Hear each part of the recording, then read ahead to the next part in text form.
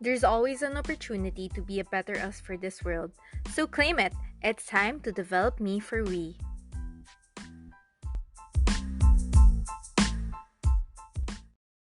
Happy morning! Welcome to Develop Me for We, where we converse about the tough, taboo, and trendy topics, not just to help yourself be a better person, but also others as well. So if this is your first time tuning in, hi, hello, I'm Steph Sayson, your host. And if you're on YouTube, kindly like, comment, and subscribe. Or if you're on a podcast player like Spotify or Apple Podcasts, kindly follow this podcast so I would know that this is the type of content that you guys want to continue seeing. And this is also to be able to share to others also, like pay it forward if someone comes into mind that would benefit from this episode or even past episodes, like share it to them. Like we don't want to just keep all this great information and also this process of being self-aware and reevaluating our lives to ourselves. Like we want to be a better community, so let's work towards it. There, so I'll just keep this short actually, because the next episode in the coming few days would be a preview, a book review preview that would be more detailed in terms of this discernment and guidance. And I just wanted to choose this particular month to go more into detail about this, because I know that a lot of students right now going into college are thinking of what specific course that they're gonna select. So this would be great, but also for us in general, like it's half the year. So it's a great point in time that we look back the past 6 months and look forward towards the next 6 months. So just generally giving us a guide in discerning for making decisions concerning our future. So I know that a lot of us go through a lot of transitions in life. So particularly in college, like from high school going into college, that's a big transition. But even in like you're not going to a different school, like a lot of us might be done with school already. So for example, going to a new job or even just a different setup, like us having to go through a setup now, like work from home. So a transition to a different environment or whatever it would be is always a growing opportunity. It's always a growth opportunity, a learning opportunity. So let us frame our minds like so, because God would never waste like a hurt. God would never waste an experience that we would have. Like everything really does have a purpose. And I recall like when I entered into college, I actually had a lot of culture shock because I wasn't prepared for a transition into my life that would be that drastic, because I was really like sheltered as a high school student. Like I wasn't really exposed to the realities of life. And going into a college with a lot of different personalities who had different backgrounds and experiences, that really opened me up to getting to know people and conversing with them and having like joining different orgs, so I would have like shared experiences with the different people that I'm with. And that's actually good, because these types of experiences, these transitions in our lives, just allow us to further refine our belief system. So I've been going on and on about having this strong foundational belief system, and it's so important because that's how we get to, that's the lens that we use to see life, and that's how we base our decisions on the values that we have. So further having these transitions, they will further refine our belief system. So it's really important that you place yourself in an environment that would be conducive to develop this kind of belief system. And in terms of choosing, like, okay, that's for the environment, but in terms of choosing like a specialty or maybe an area of like focus, like that, there's always a demand for that wherever we are, right? But it's actually quite sad because it's always looking for always just one. So sometimes for people who have this blessing, or sometimes they consider it a curse, like being good at so many things or liking so many things, it becomes hard.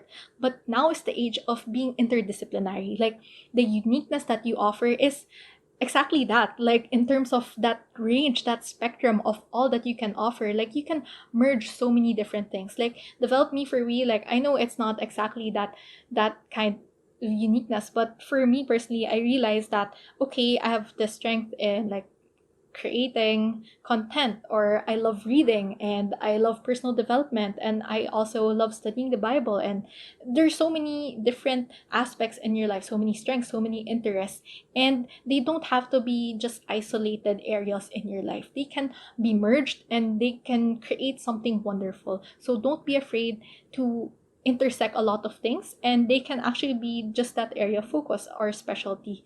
But yeah, so it's really being interdisciplinary. You don't really have to just choose one, but if ever you do need to choose one, like specifically like writing it down on a form, how would you be able to choose? So actually, I recommend you to have more experiences so that you would be able to discern better what specific area of specialty you'll take. So of course, like a lot of us say that what we studied in college isn't really what we're using now, and that's definitely true, because a lot of us take courses that and now in the industry that we're in, it's completely like not exactly opposite but very different. So don't feel the pressure that one decision in terms of an area of specialty will define the course of your life. Like you would make a big mistake, because again, like experiences are always growth opportunities. So in terms of having these experiences so that you would be able to discern better, I recall like I would always give this kind of advice to people when it comes to, for example, internships, because I personally had like two internships. So our school required just one, but I took two. So my first internship, it was actually in a computer hardware company. Like I just decided to take any internship that I wanted to or saw available at that time, because I was still like first year going second year, so I had a lot of time. And I was entered into that computer hardware company, and because I was in a space that it wasn't my interest at all and it wasn't my strength at all, but because of that I was exposed to a different area where I saw, oh, this is how the departments work together. Oh, this is how this particular department that I never took notice of before was very value adding in terms of the entire contribution of the company. So being exposed to a different experience allowed me to have more of a holistic view in terms of how everyone is important in contributing. And that actually gave me an edge in terms of what I can offer, because I don't just see it in terms of my specialty as someone in communication or in marketing, but I was able to see this also in a like technical point of view. So I had that experience back. And another internship that I had was in an events agency. So that for me was actually one of my dream jobs. It was one of the top events agencies in the Philippines. So I was like, yeah, if this works out, this is something that I would really want to stay in. But I realized it's not the type of culture or industry that I wanted to be, that kind of agency. But it was something I liked doing, like having that events planning, coordinating with people, meeting new people, having those spaces to have memories and milestones. So that's something that I wanted to do. So in terms of internships, it's always going to be a win-win for you. Like whatever experience, like it could be something that you're certain of, like how I had it when I was in an events agency, to like affirm something that you wanted. But for me, it just further refined that, oh, it's something I did like, but not in that industry. Or it can be alternatively, could be something that you're kind of uncertain on, or something that is not exactly what you wanted, but it could further refine and affirm what you want, or further like affirm something that you're not good at. So either way, whether you feel like it was a bad experience or not, both are win-win. You're really still gonna learn. So that's just from my experience in terms of my internships. And actually alongside like my org experiences, I was able to carry over what I learned. Like imagine now, like in terms of what I learned in terms of events planning and all, I was able to carry over that to like office parties or church retreats, like all those kinds of principles that I learned from everything that I had in terms of my internships and orgs. I was able to carry that over. So that brings me to the very important point, which is to focus on discipline. So look for disciplines rather than technicalities. Like we're after a holistic formation here. So it's fine that you don't necessarily get the technicalities, because a lot of us really forget that. Like in terms of math, like what I was after, like how I got to appreciate math, was math allows us to further analyze problems and provide solutions by like maybe thinking outside the box, or seeing certain factors that we didn't see before. So that was the kind of discipline that math taught me. So it wasn't necessarily like the specific formulas or calculations that I can't remember anymore, but it was that kind of discipline, that kind of frame of mind that I appreciated with math, though I'm not a fan of math. Then, for example, also in my background in advertising, it wasn't more of like, oh, how do I sell this product to manipulate someone to buy it, but it was more of like understanding a consumer's need, and also what the product can offer. So that really helped me. Like, for example, now I'm into consulting and training, so whenever I do a training, like, I would have that frame of mind of like calm. And also in my minor in development management, that also helped me in understanding communities and resistance, and also with my org experiences. So ultimately all those work together and actually refine that, oh, this is actually something that I wanted to enter into, not really advertising or marketing, but more of like consulting and org development. And from there, my experiences helped me to offer something that others wouldn't be able to offer, because I had a very diverse kind of experience that, okay, I can see how a person is resisting. I know how to package this training so that they would have a what's in it for me. So it's check. And also in terms of like computing the metrics or ROI, return on investment. So because I had that experience in org, because the office of student activities would always ask for it from us, I would be able to implement that also, like for the trainings that I would have, or even like volunteer work that I would have. Like, how do we create a working system for it? So all of these experience really created in me like all those equipped me to have that holistic frame of mind whenever I tackle something. So just be after those kinds of disciplines rather than technicalities, because actually when you go into a job, they're gonna do the technicalities in different ways also. So you're gonna be trained in it, and each org culture is very different. So they're all gonna still teach you.